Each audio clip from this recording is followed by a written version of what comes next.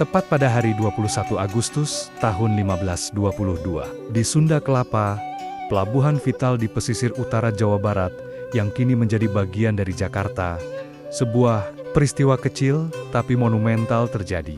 Perjanjian antara sebuah kerajaan lokal di Nusantara dan bangsa Eropa yang baru saja memasuki Hindia Timur, yaitu Kerajaan Sunda Pajajaran dengan Kerajaan Portugis. Ditandatangani, ini adalah salah satu perjanjian internasional tertulis pertama di Nusantara yang melibatkan kekuatan luar. Namun, seiring waktu, kisahnya meredup, tersembunyi di balik narasi penaklukan dan kolonialisme yang kemudian mengubah wajah Asia Tenggara. Untuk memahami bagaimana kolonialisme dimulai, kita perlu kembali ke 1522, kembali ke laut-laut rempah, konflik kekuasaan, dan diplomasi awal yang penuh harapan, serta tragedi.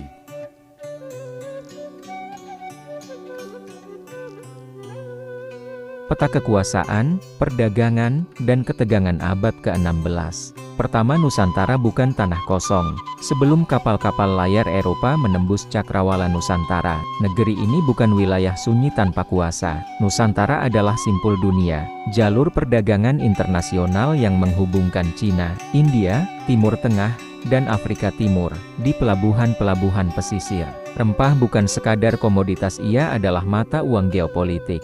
Pada awal abad ke-16, kepulauan ini telah dihuni oleh kerajaan-kerajaan mapan, dengan sistem hukum, diplomasi, militer, dan ekonomi yang terorganisir. Mereka tidak menunggu ditemukan, mereka telah hidup, berdagang, dan bernegara jauh sebelum Eropa datang. Kedua kerajaan Sunda Pajajaran, negeri pedalaman yang menjaga pesisir. Di bagian barat Pulau Jawa berdiri Kerajaan Sunda Pajajaran, sebuah kerajaan tua yang berakar kuat pada tradisi Hindu Sunda. Ibu kotanya berada di Pakuan Pajajaran sekitar Bogor hari ini. Jauh dari pantai, terlindungi oleh hutan, sungai, dan pegunungan. Namun meski pusat kekuasaan berada di pedalaman, urat nadi ekonomi Sunda justru berada di pesisir. Pelabuhan Sunda Kelapa adalah gerbang utama, tempat keluar masuk lada dari Priangan, titik temu pedagang Cina, Arab, India, Melayu, jalur vital perdagangan internasional. Bagi Sunda Pajajaran, Sunda Kelapa bukan sekadar pelabuhan, ia adalah penyangga kehidupan kerajaan. Ketiga, lada, emas hitam dari tanah Sunda. Pada abad ke-16, lada bernilai hampir setara emas di pasar Eropa. Permintaan Eropa terhadap lada melonjak tajam karena, sebagai pengawet makanan, penambah rasa, simbol status sosial bangsawan, wilayah Priangan dan Banten Selatan adalah salah satu penghasil lada terbaik di Asia Tenggara. Inilah sebab utama Portugis melirik Sunda, bukan agama, bukan budaya, tapi lada. Keempat, perubahan peta kekuasaan di Jawa. Namun keadaan politik Jawa sedang berubah cepat. Di pesisir utara Jawa bagian tengah dan timur, muncul kekuatan baru, Kesultanan Islam. Demak bangkit sebagai kekuatan maritim. Cirebon melepaskan diri dari Sunda dan menjadi Kesultanan Islam. Jalur perdagangan pesisir mulai dikuasai kerajaan-kerajaan Islam. Ini adalah perubahan besar. Jika sebelumnya kekuasaan Jawa didominasi kerajaan Hindu-Buddha, kini poros kekuatan bergeser ke pesisir dan ke Islam maritim. Kelima, Sunda dalam kepungan politik. Bagi kerajaan Sunda Pajajaran, situasi ini genting. Cirebon yang dulu bagian dari Sunda, kini menjadi pesaing. Demak mengincar Sunda Kelapa untuk menguasai jalur lada. Jalur laut Sunda terancam terputus. Jika Sunda Kelapa jatuh, maka ekonomi Sunda runtuh. Ini bukan konflik agama semata, ini adalah perang pengaruh, jalur dagang, dan kekuasaan laut. Keenam, Portugis pendatang baru yang mengubah segalanya. Tahun 1511, Portugis merebut Malaka. Ini adalah titik balik sejarah Asia Tenggara. Dengan jatuhnya Malaka, Portugis menguasai jalur utama Selat Malaka. Pedagang Muslim Arab dan India terdesak. Kekuatan Eropa untuk pertama kalinya menjadi pemain utama di Asia. Portugis bukan datang sebagai tamu. Mereka datang dengan meriam, kapal perang, dan strategi benteng.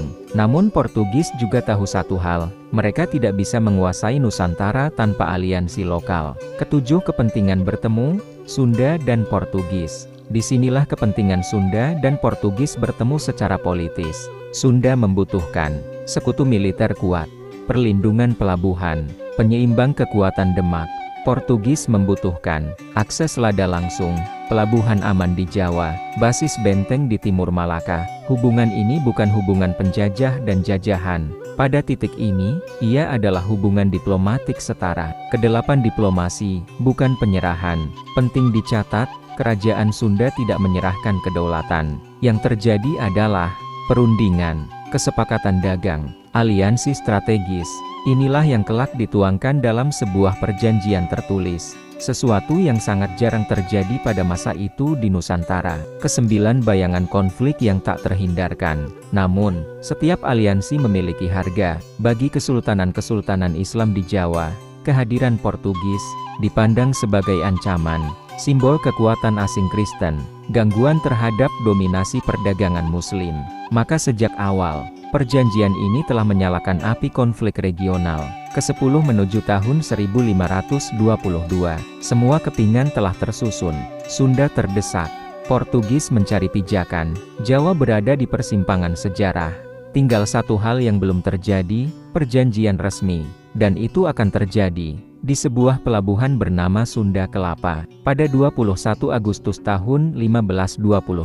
Bab pertama sejarah ini bukan tentang pengkhianatan, bukan tentang penjajahan, melainkan tentang pilihan sulit sebuah kerajaan, di tengah pusaran perubahan dunia. Pada bab berikutnya, kita akan menyusuri bagaimana diplomasi itu terjadi, siapa yang duduk di meja perundingan, dan bagaimana sebuah batu bernama Padral menjadi saksi perjanjian yang hampir dilupakan sejarah. Diplomasi dalam bayangan meriam, jalan sunyi menuju meja perjanjian. Pertama, ketika pedang tak lagi cukup. Dalam sejarah, tidak semua perang dimulai dengan dentum senjata, sebagian dimulai dengan kecemasan. Bagi kerajaan Sunda Pajajaran, awal abad ke-16 adalah masa ketika pedang tidak lagi cukup. Kekuatan darat masih kokoh, tetapi perang di abad baru adalah perang laut. Siapa yang menguasai pelabuhan, ia menguasai masa depan. Sunda memahami satu hal penting, mereka kalah jumlah di laut, dan terlambat membangun armada maritim besar. Maka jalan yang tersisa bukan perlawanan frontal, melainkan diplomasi. Kedua keputusan berat dari Pakuan Pajajaran. Di Istana Pakuan, keputusan untuk mencari sekutu asing bukan keputusan ringan. Tradisi Sunda memandang tanah dan kedaulatan sebagai sesuatu yang sakral. Membuka pintu bagi bangsa luar berarti mengambil risiko besar politik, budaya, bahkan spiritual. Namun ancaman Demak dan Cirebon tidak lagi bisa diabaikan. Sunda Kelapa berada di garis depan. Jika pelabuhan itu jatuh, maka istana di pedalaman hanya tinggal menunggu waktu. Ketiga, mengapa Portugis yang dipilih? Pertanyaannya penting, mengapa bukan Cina? Mengapa bukan India? Mengapa justru Portugis? Jawabannya sederhana dan brutal. Meriam Portugis adalah yang terkuat di Asia pada masa itu. Portugis telah membuktikan, menaklukkan Malaka 1511. Menguasai laut dengan kapal karavel dan galeon, memiliki teknologi benteng batu. Mereka bukan pedagang biasa, mereka adalah pedagang bersenjata. Keempat, utusan Sunda menyeberangi laut. Sekitar tahun 1519 sampai 1521, utusan Sunda berangkat ke Malaka. Mereka bukan sekadar pembawa pesan, melainkan duta kerajaan penuh mandat. Di Malaka, untuk pertama kalinya, bahasa Sunda bertemu bahasa Portugis. Diplomasi Timur bertemu diplomasi Eropa. Adat bertemu kontrak tertulis. Pertemuan ini tidak instan. Ia berlangsung berbulan-bulan, bahkan bertahun-tahun. Kelima, dunia Portugis, antara dagang dan salib. Bagi Portugis, Asia bukan hanya ladang ekonomi. Ia juga panggung misi religius dan kejayaan kerajaan. Namun di meja perundingan, agama disimpan di belakang layar. Yang dibicarakan adalah lada, pelabuhan, benteng, jalur laut. Diplomasi Portugis dingin dan terstruktur. Mereka mencatat, menghitung, dan mengikat janji dalam tulisan. Sesuatu yang belum lazim bagi banyak kerajaan Nusantara. Keenam, perbedaan cara berpikir. Disinilah gesekan halus mulai terasa. Bagi Sunda, janji adalah kehormatan, kesepakatan adalah ikatan moral. Bagi Portugis, janji harus tertulis, kesepakatan harus bisa ditegakkan dengan kekuatan. Perbedaan ini kelak menjadi celah konflik. Ketujuh tokoh kunci, Henrique de Leme. Dari pihak Portugis, Tokoh sentral adalah Henrique de Leme, kapten dari Malaka. Ia bukan bangsawan tinggi, namun dipercaya mengemban misi strategis, membuka pintu Jawa Barat bagi Portugis. De Leme memahami bahwa perjanjian dengan Sunda bisa menjadi basis Portugis di Jawa, penghalang ekspansi Islam pesisir, sumber lada langsung tanpa perantara. Kedelapan dari Malaka ke Sunda Kelapa. Setelah kesepakatan awal tercapai, Portugis mengirim ekspedisi ke Sunda Kelapa. Kapal-kapal mereka berlayar menyusuri pantai utara Jawa, melewati wilayah yang sebagian besar telah berada di bawah pengaruh Islam. Kedatangan mereka bukan tanpa pengawasan.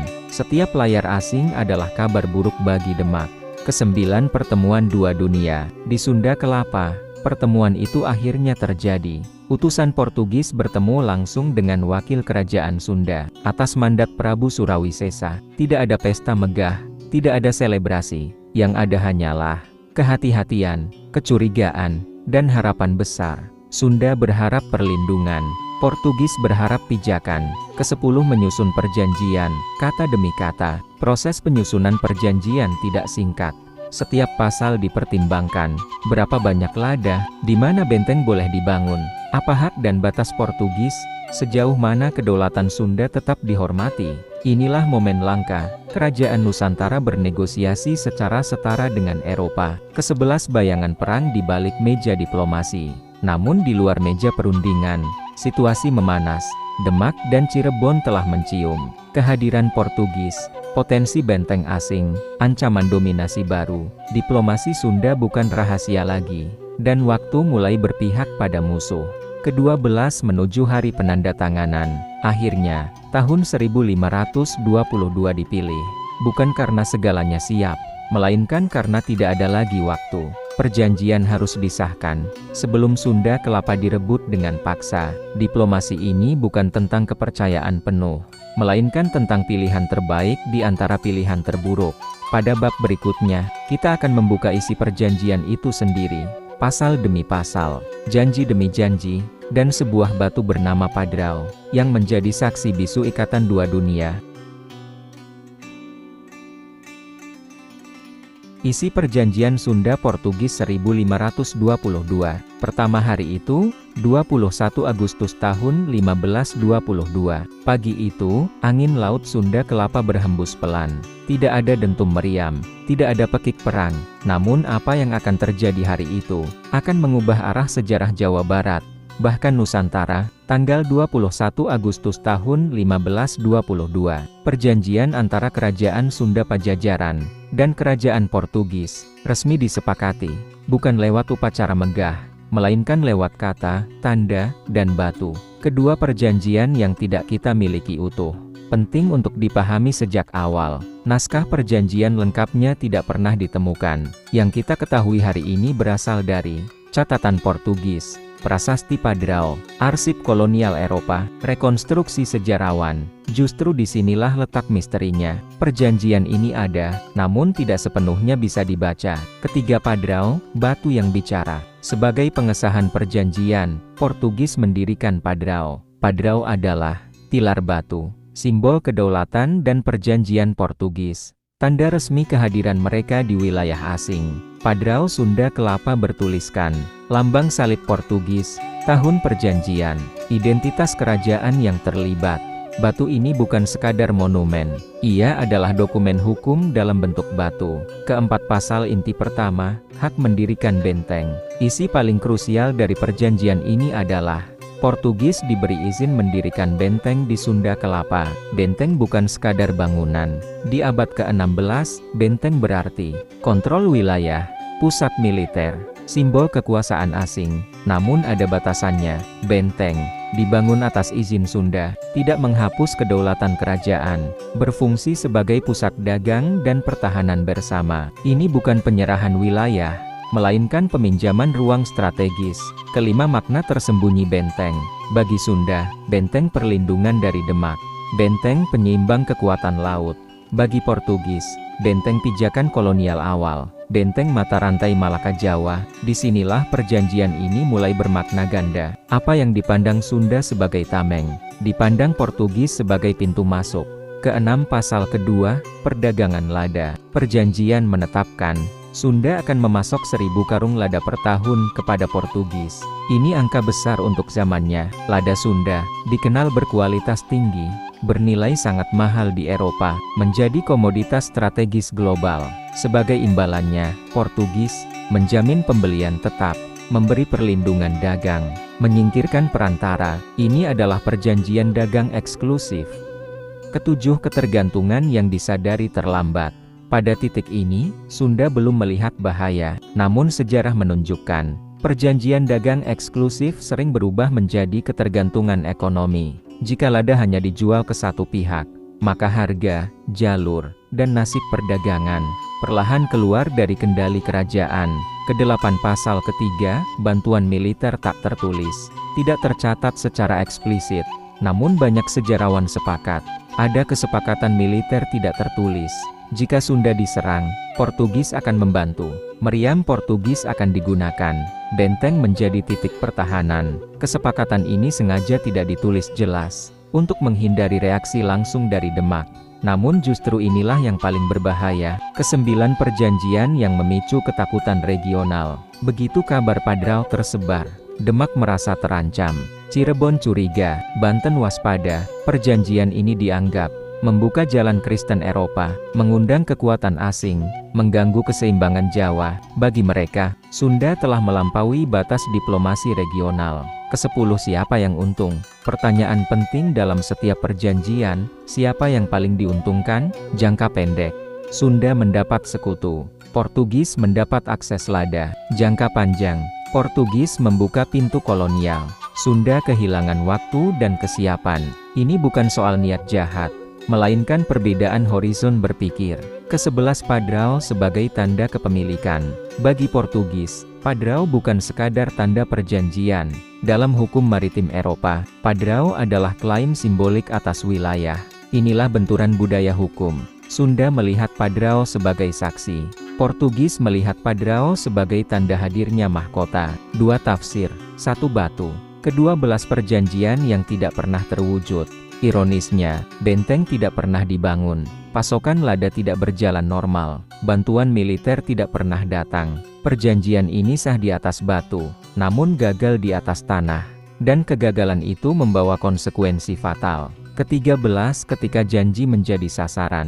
Alih-alih melindungi Sunda Kelapa, perjanjian ini justru mempercepat serangan, memancing konflik, menjadikan pelabuhan sasaran utama. Pada tahun 1527, 4 tahun setelah Padrao ditegakkan, Sunda Kelapa jatuh.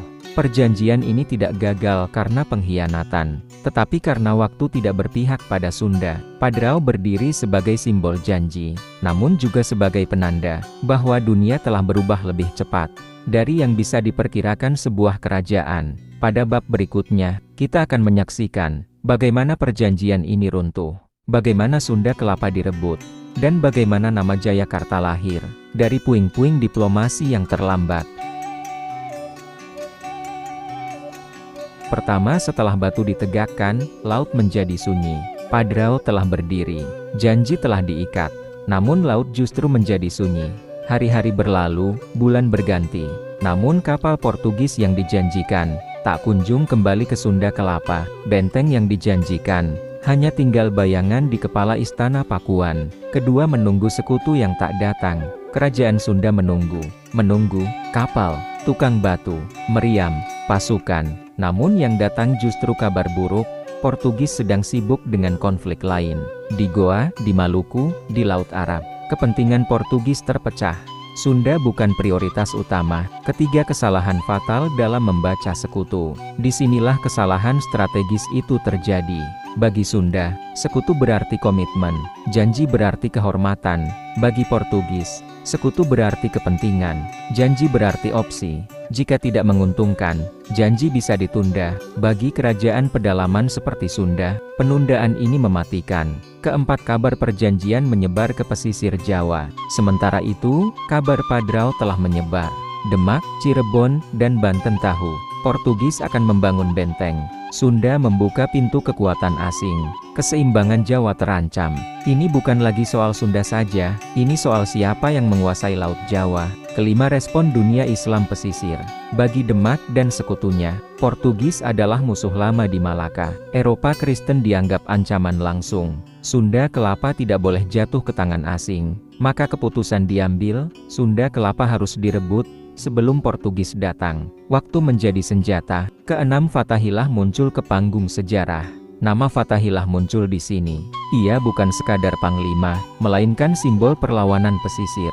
Dengan dukungan Demak, Cirebon, jaringan Islam maritim, Fatahillah memimpin ekspedisi militer menuju Sunda Kelapa. Tujuannya jelas, mengusir Portugis, menghentikan benteng asing, menguasai pelabuhan strategis. Ketujuh, Sunda Kelapa, pelabuhan tanpa perisai. Saat pasukan Fatahillah tiba, Sunda Kelapa berada dalam kondisi rapuh. Tidak ada benteng batu, tidak ada meriam besar, tidak ada armada sekutu. Yang ada hanya garnisun lokal. Harapan pada perjanjian, Padrao yang berdiri bisu. Kedelapan serangan tahun 1527. Tahun 1527, serangan itu terjadi. Pertempuran tidak berlangsung lama. Sunda Kelapa jatuh. Portugis yang sempat singgah sebelumnya, dipukul mundur. Sunda kehilangan pelabuhan utamanya. Padrao, simbol perjanjian itu, ditumbangkan. Kesembilan dari Sunda Kelapa ke Jayakarta. Setelah kemenangan, nama Sunda Kelapa dihapus. Pelabuhan itu dinamai Jayakarta. Kemenangan yang sempurna, nama adalah pernyataan politik. Ia menandai berakhirnya kekuasaan Sunda di pesisir, lahirnya kekuatan baru, pergeseran sejarah Jawa Barat. Ke-10 dampak langsung bagi kerajaan Sunda. Kehilangan Sunda Kelapa adalah pukulan telak. Akibatnya, jalur dagang terputus, ekonomi melemah, posisi politik terisolasi. Kerajaan Sunda Pajajaran perlahan mundur ke pedalaman, dan sejarahnya mulai meredup. Ke-11 Portugis datang terlambat. Ironisnya, ketika Portugis akhirnya kembali, semuanya telah terlambat. Jayakarta telah dikuasai. Pesisir Jawa Barat telah berubah. Kesempatan emas hilang karena keterlambatan strategi. Kedua belas perjanjian yang menjadi alasan perang. Yang paling tragis, perjanjian yang dimaksudkan untuk melindungi Sunda, justru menjadi alasan utama serangan. Bukan karena perjanjian itu salah, tetapi karena ia tidak segera diwujudkan. Ketiga belas sejarah tidak menunggu. Sejarah tidak memberi waktu ekstra. Dalam politik abad ke-16, yang lambat kalah, yang ragu tersingkir, yang menunggu hancur. Sunda menunggu sekutu. Musuh bergerak lebih cepat. Ke-14 Padrao, batu yang dijatuhkan. Padrao yang dulu ditegakkan sebagai simbol perjanjian internasional, kini runtuh. Ia tidak hancur oleh waktu, tetapi oleh perubahan peta kekuasaan. Namun ingat, jatuhnya Padrao bukan akhir ceritanya. Bab ini bukan tentang kekalahan semata, melainkan tentang konsekuensi dari pilihan. Sunda memilih diplomasi, musuh memilih kecepatan. Pada bab berikutnya, kita akan menelusuri apa makna semua ini bagi Nusantara, bagaimana perjanjian ini menjadi pintu awal kolonialisme, dan pelajaran apa yang masih relevan hingga hari ini. Pertama, sejarah tidak pernah benar-benar usai. Ketika Sunda Kelapa jatuh, sejarah tidak berhenti. Ia hanya berganti wajah. Perjanjian Sunda-Portugis mungkin gagal secara fisik, namun jejaknya tertinggal dalam arah perjalanan Nusantara. Kadang, peristiwa terpenting dalam sejarah bukan yang berhasil, melainkan yang gagal namun menentukan. Kedua perjanjian internasional pertama Nusantara. Perjanjian tahun 1522 ini memiliki satu status istimewa. Salah satu perjanjian internasional tertulis paling awal antara kerajaan Nusantara dan kekuatan Eropa. Ini membantah anggapan bahwa kerajaan Nusantara pasif, tidak mengenal diplomasi global, tidak memahami politik internasional. Kerajaan Sunda berpikir global, jauh sebelum kata globalisasi dikenal. Ketiga, Sunda bukan lemah, Sunda terdesak. Penting untuk meluruskan narasi. Sunda tidak kalah karena bodoh. Sunda tidak runtuh karena menyerah.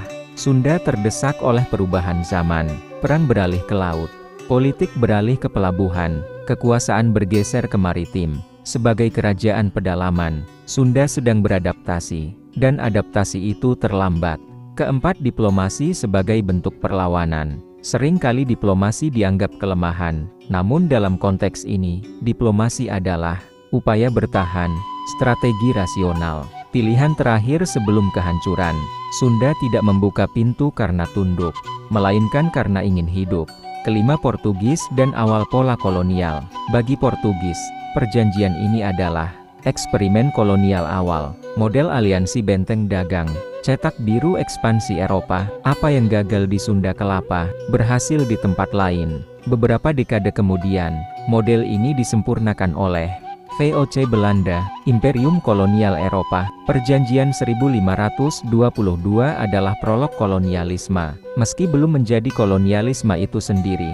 Keenam, Padrao, batu yang terlambat dipahami. Padrao kini tersimpan di museum. Ia diam, namun maknanya keras.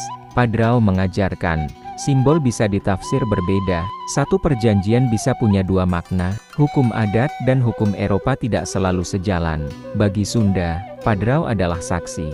Bagi Portugis, Padrao adalah klaim. Benturan tafsir ini menjadi luka awal sejarah kita. Ketujuh, Jayakarta, awal dari Jakarta. Nama Jayakarta bukan sekadar kemenangan militer. Ia adalah penanda pergantian era, awal kota pelabuhan baru, titik masuk sejarah kolonial berikutnya. Dari Jayakarta, datang VOC, datang Batavia, datang kolonialisme panjang, Sunda Kelapa jatuh. Tetapi sejarah Jakarta lahir.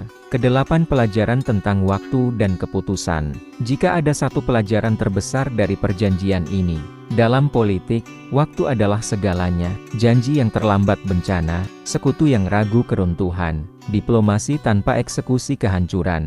Sejarah Sunda mengajarkan, tidak cukup benar, harus tepat waktu. Kesembilan, mengapa kisah ini jarang diceritakan? Karena sejarah sering ditulis oleh pemenang, penguasa, kolonial. Kisah Sunda Portugis tidak cocok. Bukan kisah heroik sederhana, bukan kisah hitam putih, bukan kisah kemenangan mutlak. Ia adalah kisah abu-abu, dan kisah abu-abu sering disingkirkan. Kesepuluh, Sunda dalam ingatan, bukan kekuasaan. Hari ini, kerajaan Sunda tidak lagi berdaulat, namun ia hidup, dalam bahasa, dalam adat, dalam filosofi hidup. Perjanjian ini mengingatkan kita, kekuasaan bisa runtuh, tetapi identitas bisa bertahan. Ke-11, jika sejarah berulang. Pertanyaan terakhir dokumenter ini bukan tentang masa lalu, melainkan tentang hari ini. Ketika kekuatan asing datang dengan investasi, teknologi, janji perlindungan, apakah kita sudah belajar? Apakah kita memahami isi perjanjian, menghitung waktu, menjaga kedaulatan, atau kita hanya mengulang sejarah dengan wajah berbeda? Sejarah sebagai cermin, bukan vonis. Dokumenter ini tidak menghakimi Sunda, tidak mengutuk Portugis, tidak mengagungkan siapapun. Ia hanya mengajak kita melihat sejarah sebagai cermin, karena bangsa yang menolak bercermin akan mengulang luka yang sama. Di pesisir Jakarta hari ini, gedung-gedung berdiri di atas tanah yang pernah bernama Sunda Kelapa, di bawah beton dan aspal. Pernah ada perjanjian, pernah ada harapan, pernah ada pilihan sulit, dan sebuah batu bernama Padrao pernah berkata, kami pernah mencoba bertahan dengan cara kami. Sejarah tidak meminta kita menyesal, ia hanya meminta kita mengingat.